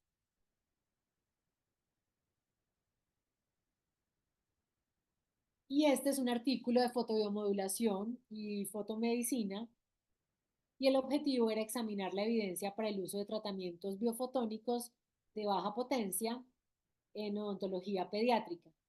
Y ellos dicen que la terapia de fotobiomodulación es segura y efectiva en varios casos clínicos y aplicaciones en odontología. Entonces, pues realmente cuando nosotros buscamos en la literatura, la mayoría de los estudios respaldan el uso. Yo diría que los que no respaldan el uso es porque están utilizando técnicas que no son las adecuadas o dosis que no cumplen los requisitos que necesitamos. Entonces aquí tenemos el protocolo de la modulación de la inflamación extraoral en pacientes con trauma, un vatio de potencia, aplicación en barrido de 6 a 8 joules en modo continuo. Eh, También la irradiación, el protocolo de la modulación de la inflamación intraoral, 20 segundos por punto con una potencia de 0.3 vatios.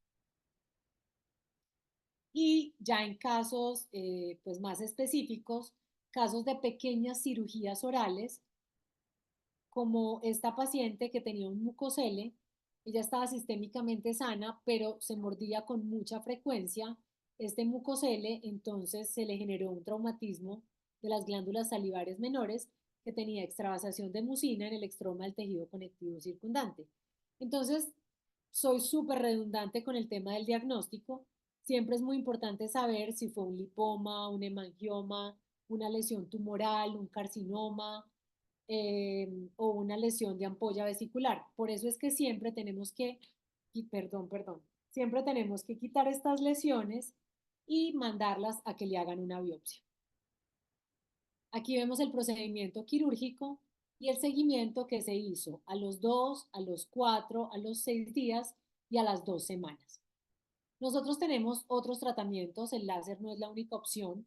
Esto lo pudimos haber hecho con criocirugía, con una inyección intralesional de corticosteroides, pudimos haber hecho una micromarsupialización, una marsupialización, un retiro quirúrgico convencional o una eliminación con láser, que fue lo que hicimos. Lo importante es que en el momento de mandar el tejido a patología, nosotros digamos que lo retiramos con láser porque seguramente van a encontrar unas partecitas quemadas, entonces para que sepan por qué fue que se produjo esa carbonización. Entonces, aquí confirmamos el diagnóstico que teníamos inicial, que es el mucosele por extravasación. También podemos hacer eliminación de los frenillos, ya sean labiales o linguales. Nosotros conocemos muy bien el efecto de un frenillo sobreinsertado para poder cerrar estos diastemas y mantenerlo cerrado. Sí o sí es muy importante retirar los frenillos y la ventaja es que no tenemos que poner suturas después del procedimiento. El paciente no se va a inflamar y no va a tener dolor. Lo normal es que un frenillo como este cicatrice después de una semana. En el caso de las gingivectomías de acceso, pues acá las opciones son o mandarle al periodoncista y esperar que pida la cita, que el paciente regrese, que el tejido cicatrice, o agarrar el láser, hacer la gingivectomía de acceso y cementar en ese mismo momento porque no voy a tener sangrado. También es posible hacer recontorneados gingivales cuando quitamos los brackets para mejorar la estética, y los protocolos que se utilizan para esto son, dependiendo del periodonto, si es un periodonto delgado, puedo utilizar anestesia tópica, si no puedo poner anestesia infiltrativa. El modo que utilizamos para hacerlo es el modo CP0, que va a tener 10 microsegundos en on 40 microsegundos en off, o sea, apagado. La potencia que utilizamos es de 1.2 a 1.5 vatios. Yo sugiero empezar siempre con una potencia más bajita y luego la vamos aumentando a medida pues, que el mismo tejido nos dice qué hacer. Un ciclo de trabajo del 20% y la punta que se utiliza en estos casos es el tip E4, que es el de 400 micras.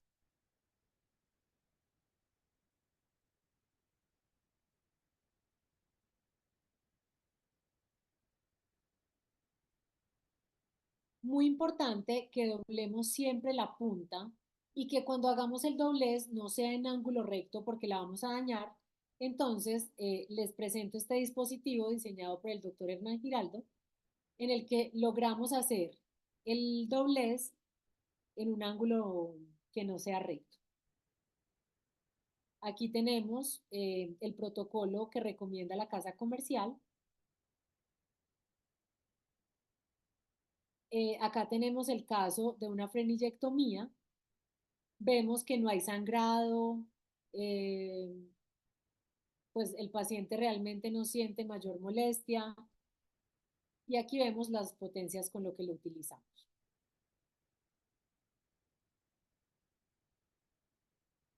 En el caso de estas operculectomías, siempre sí o sí o sí o sí utilizar anestesia infiltrativa. Aquí el periodonto es supremamente grueso y no es tan fácil quitarlo. Muchas veces necesitamos bisturí y láser. El láser no es que venga a reemplazarnos 100% el bisturí, pero muchas veces cuando utilizamos las dos herramientas, pues el trabajo va a ser mucho más fácil. La potencia 1.5 vatios y lo hacemos también en el modo CPC, también con el tip de 400 micras. Y lo que más nos piden a nosotros los ortodoncistas después de terminar el tratamiento de ortodoncia, sin duda es el aclaramiento dental. Y acá pongo muchos signos de interrogación porque pues cuando uno revisa la literatura, artículos como este, donde el objetivo era evaluar la efectividad del láser en, la, en, la, en el aclaramiento dental, lo que ellos encontraron es que lo que más influye en la respuesta pulpar son los parámetros que se utilizan. Normalmente los equipos vienen con unos parámetros supremamente altos que si ustedes se lo ponen en la mano antes de ponerlo en la boca del paciente, seguramente se van a quemar la mano. Entonces, por eso, pues seamos como supremamente conservadores cuando los utilicemos. Yo no digo que no se use, pero por ejemplo, cuando yo hago un aclaramiento y pongo láser, lo que hago es utilizarlo con los parámetros que empleo en la hiperestesia dentinal. Entonces, lo hago después de retirar el blanqueamiento, el agente blanqueador, y con esto voy a tener menor dolor posoperatorio en el blanqueamiento. Entonces, para que nos llevemos a casa, lo más importante es que el láser es dosis dependiente y que la efectividad va a depender siempre, siempre, siempre del cálculo de la dosimetría. No sé si tengan preguntas. Me gustaría que me contaran qué opinan, cómo les pareció. Hola, hola doctora, ¿cómo está? Hola, ¿cómo estás? Bien, muchas gracias por su clase. Aquí estaba poniendo atención. No alcancé a llegar a mi casa, pero igual fue bueno porque como me quedé en la consulta, dejé mi láser acá al lado y empecé a ver más o menos si coincidía en los protocolos que usted usa para el de los parámetros. ¿Ya? Entonces, por ejemplo, miraba que para la fotobiomodulación, lo que me sugiere acá el fabricante em, es, es como bien distinto. A ver, acá está. Doctora Carolina, ¿qué láser tiene usted? Tengo pión de tres longitudes de onda. Ujú. Entonces, en la bioestimulación me sugiere 200 miliwatts por 2 minutos. y con una longitud de onda de 650. Entonces yo le entendía que como que lo que decía la evidencia científica, que como que la longitud de onda que estaba más estudiada, que era más efectiva, era en los 980, ¿cierto? para el dolor. Para el dolor. Exacto. Ah, ya, para manejo del dolor.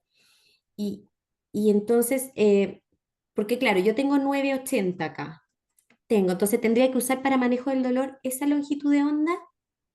Tendría que yo Le regular los funcionaría muy parámetros. bien. Esa le funcionaría muy bien, pero también es importante saber cómo es la punta que está utilizando para, para esos tipos de procedimientos. Si es Claro, dolor intraoral, si es extraoral. ya, ya. Como por ejemplo para el dolor intraoral después de una cirugía, de Exacto. un corte, Una hipersensibilidad. es una punta como la de la lámpara de foto curado la que trae. Y discúlpeme, ¿me recuerda los parámetros? Sí, bueno, es que acá para manejo del dolor, por ejemplo, ya no sé, úlceras aftosas voy a buscar, como Ujú. por ejemplo eso. Claro, ahí me da los 980, me dice 1 watts por 20 segundos. Entonces tendría que calcular cuánta energía le voy a dar, que tendría que ser más de 20 joules, era lo que ayudaba para el manejo del dolor, ¿verdad? No, ahí es ¿No? donde inhibimos. No es Entonces, como inhibe el dolor, no es que pero inhibe. no, pero inhibimos el proceso de las células y de la Ah, recuperación. Entonces, estás aplicando unas dosis muy altas. ya. Incluso uno utilizaría un vatio con, o sea, si te entiendo bien, es una punta similar a esta. Sí, es una punta similar a esa. Es una punta muy pequeña con una potencia muy alta. Mm, Entonces, si utilizas esos parámetros y te lo pones en el dedo 20 segundos, vas a sentir el me- calor. claro, me llama la atención que me dé un watt. Exacto. Deberías utilizarlo en 0.3, Mm, 0.2. claro, Yo, mucho más bajo. exacto. Claro. Es Sí, que la pues, mayoría de los equipos tienen unos parámetros muy preestablecidos altos. más Mm, altos de mm, lo que deberíamos poner. Cuando yo empecé a utilizar el láser, el parámetro que venía en el equipo eran 4 vatios. ya, Ponte claro. tu láser con 4 vatios a ver qué te pasa. Ah, es Este ya muy, viene con muy uno, alto. va bajando de a poco. Exacto. Pero lo que te digo, también depende mucho de la punta, porque si es una punta más grande con un vatio, pues Claro. el calor se distribuye diferente, pues la energía. Porque, por ejemplo, para ATM, que yo me imagino que es el manejar el dolor del ATM, me da 4 vatios. Eso estaba mirando. Que me da 984 vatios por 2 minutos. Entonces, es como súper alto. Muy, muy alto. También. Claro, por la distancia de la punta, porque ahí la cambia la punta extraoral. La distancia, claro, ahí no siente que quema, me imagino, porque aumenta la distancia. Claro, pero también me parece que es mucho tiempo. Es mucho tiempo, sí, Yo por eso. disminuiría el tiempo y la potencia. Pero Ok, claro, hay que hacer el cálculo. Yo necesito saber cuántos centímetros cuadrados tiene el área que voy a irradiar claro, para poder saber cuánto tiempo y con qué potencia. para ver la Porque energía muchas total. veces, sí, muchas veces las potencias muy bajitas, yo no puedo compensarlas con tiempos muy altos. Por ejemplo, yo tengo un apuntador de las diapositivas. Si yo me quedo medio día poniéndomelo en el dedo, no voy a tener un efecto terapéutico. Eso es lo que quiero decir con potencias muy bajitas. O una Claro, potencia muy alta, poquito tiempo, pues tampoco va a lograr hacer el efecto que quiero. claro. Y también a mí me pasa que como esto me sugiere 2 minutos y yo estoy con niños, 2 minutos con un niño me cuesta que se mantenga tranquilo. Entonces, si aumento la potencia y disminuyo los segundos, ¿logro el mismo efecto teniendo la misma energía? ¿O me lo Exacto. sugiere tener una energía, un tiempo más largo porque la célula necesita ese tiempo para No, lo que pasa es que digamos, la energía ahí absorbiendo? está muy bajita. Me dijo que eran, ¿cuántos miliwatts? Por ejemplo, ahora voy a dar otro ejemplo. Si, por ejemplo, para la bioestimulación, me da 200 miliwatts, me da 200, ay, espérame, le digo enseguida, me da 200 en 2 minutos, 200 miliwatts en 2 minutos, pero ahí claro, me da 650 de longitud de onda. 200 miliwatts. Ujú. 200 miliwatts en 120 segundos, eso me da. Y 0,2 por 120. sí, 20, Serían 24 24 joules. joules, 24 joules, sí lo estaba calculando, 24 Exacto. joules Pero entonces, 24 joules, ¿en qué área? en un área del tip de la No, ¿en lámpara. qué área que estás Ah, irradiando? Porque por si son ejemplo, que 4 irradiar centímetros, intraoral, por ejemplo, para un traumatismo. sí, pero si el traumatismo es de 4 centímetros cuadrados, ese tiempo y esa potencia mm, está perfecto. Pero si mm, es para otro tipo de procedimiento, por ejemplo, un afta, es es, mucho es tiempo. mucho. Entonces es eso, o sea, es calcular Mm. el tiempo y la potencia al área que yo estoy irradiando.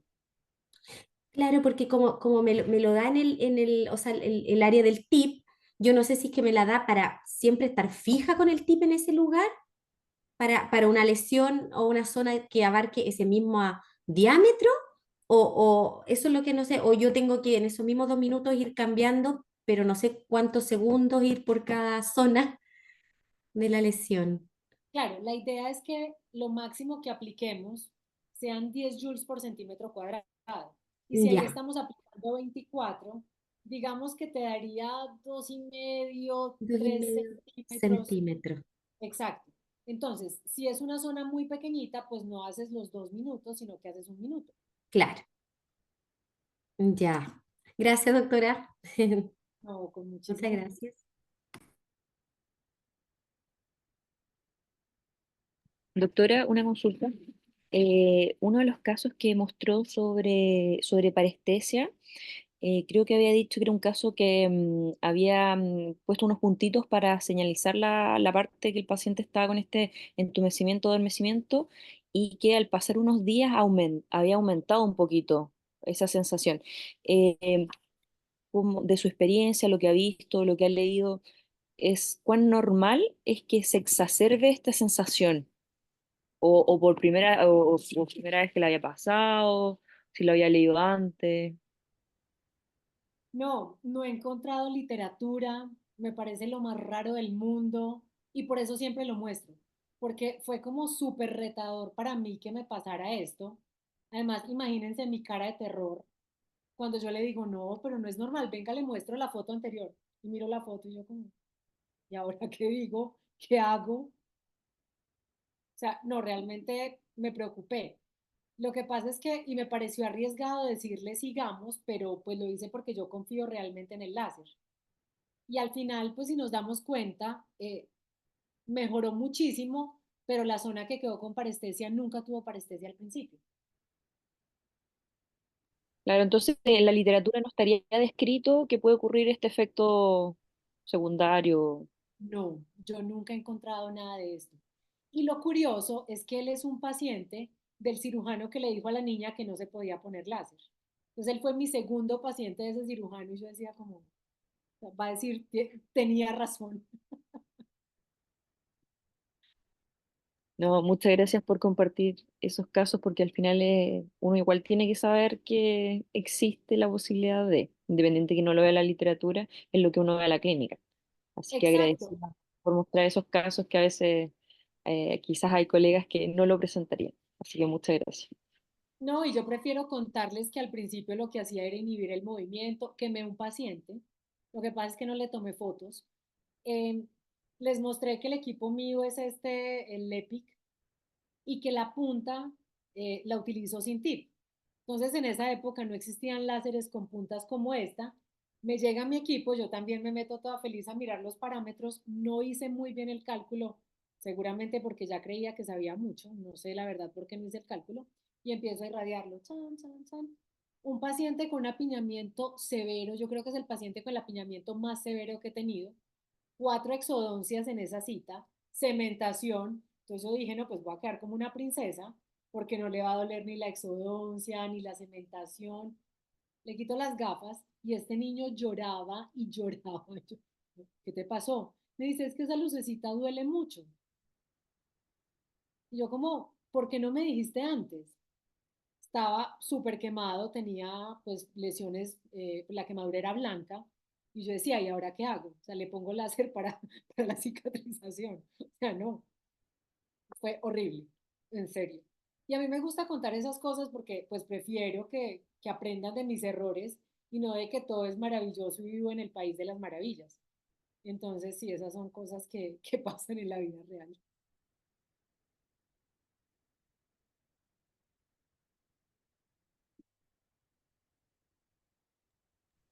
Doctora Diana, otra pregunta que me quedó una duda cuando hablaba de la desensibilización, que se podía utilizar igual la punta quirúrgica ahí en la superficie del diente. Usted dijo que iba como, por ejemplo, me imagino yo en el cervical, usted dijo como que iba hacia el surco apuntando. Exacto. Es que yo No creo que va los hacia el protocolos, diente, va como hacia no, el surco. yo creo que los protocolos dependen de la especialidad. Yo tengo un amigo que es ortodoncista y es periodoncista. Entonces, la forma en que él lo hace es que utiliza el tip quirúrgico, pero sin activar. Y empieza a Mm, pasarlo por el surco y después hace las fases higiénicas. Y cuando termina la fase higiénica, vuelve y lo pasa. Y le mm, funciona súper bien para la sensibilidad, pero los ortodoncistas que no somos periodoncistas somos más miedosos para esas cosas. ya, entonces es hacia el surco, como entrando al surco. Exacto. Ah, perfecto. Sí, como que este es el surco, aquí está mi diente y Ujú. empiezan a pasar el tip así. Ah, ok. Pero entonces volvemos a lo mismo de las puntas. Mm, Es muy poquito tiempo porque como la punta es de 400 micras, pues la energía ah, se concentra más. mm. Entonces la potencia es muy bajita, el tiempo es muy bajito y lo paso rápido, Gracias. con muchísimo gusto.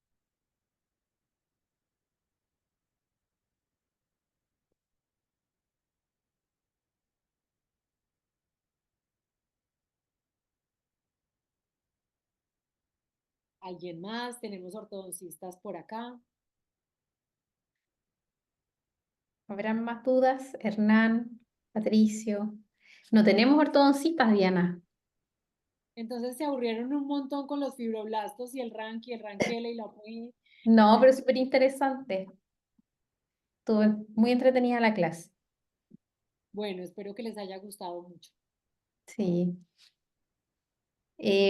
Bueno, aprovecho de comentarles, mientras piensan si es que tienen alguna otra duda, que la doctora Montoya envió algunos artículos científicos que ya los subimos a la plataforma. Así que para que están disponibles por si los quieren leer.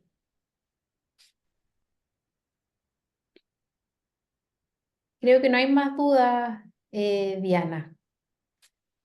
Ay, bueno, muchas gracias porque ustedes no saben cuánto aprendo cada vez que hago una presentación, cuánto me estreso porque también me estreso un montón. Esto está lleno de lavanda, pero aprendo un montón.